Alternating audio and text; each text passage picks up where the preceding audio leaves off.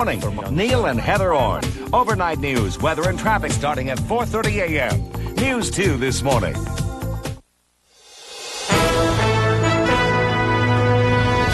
On World News tonight, the immense power of Hurricane Katrina, slamming into the Gulf Coast with a wall of water 20 feet high. There is massive damage and massive flooding. In New Orleans, entire neighborhoods are underwater, but the levees held. The nightmare scenario of an entire city underwater did not happen. The hurricane has shut down the country's largest port, however. Tonight, a closer look at the global impact on prices for everything from gas to grain. And the storm is not over. From ABC News, this is World News Tonight. Reporting from ABC News headquarters, Charles Gibson. Good evening. Katrina was bad, very bad. The pictures of New Orleans show the city battered and buffered today, building damage, water in the streets.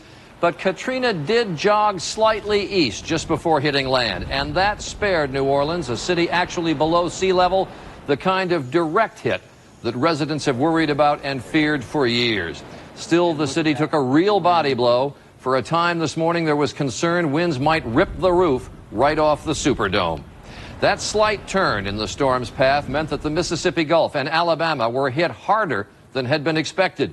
A storm surge with a 20-foot wall of water did huge damage to the Mississippi coast. Winds gusted along the shoreline up to 145 miles per hour. Tonight, a major disaster area has been declared in Louisiana and Mississippi.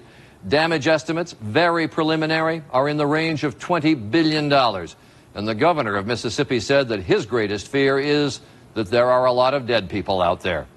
We have reporters up and down the Gulf Coast, and we'll devote almost our entire broadcast to Hurricane Katrina, starting with ABC's Jeffrey Kofman in New Orleans.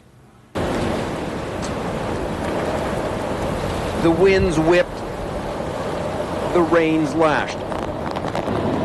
For 8 hours, New Orleans was under assault. Couldn't sleep. I mean, you sleep for a second, then the wind ramps up, and you wake up again, and you hear noises out there, sheet metal blowing off across the street.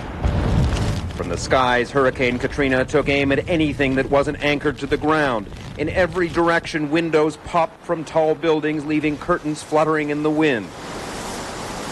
Older buildings crumbled, destroying whatever sat below. And from the sides, the furious waters of Lake Pontchartrain tried to breach the levees that protect this city that sits below sea level. In at least one area, the industrial canal that connects to the Mississippi, the waters overflowed, cascading into the streets. But mostly the levees held. It was simply the volume of rain that left many areas underwater. Even outside the levees, neighborhoods were submerged, cars abandoned. For some who tried to brave the storm, it proved perilous. No question, Hurricane Katrina has given New Orleans a terrible thrashing, and it is going to take a lot of time and a lot of money to put the city back together again.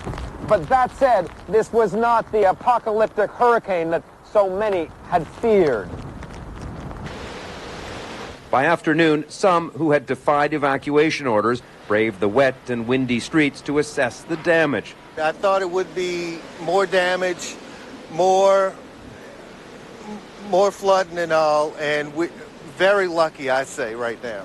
Because the eye of Katrina veered east, New Orleans avoided a direct hit, but it was still hit hard.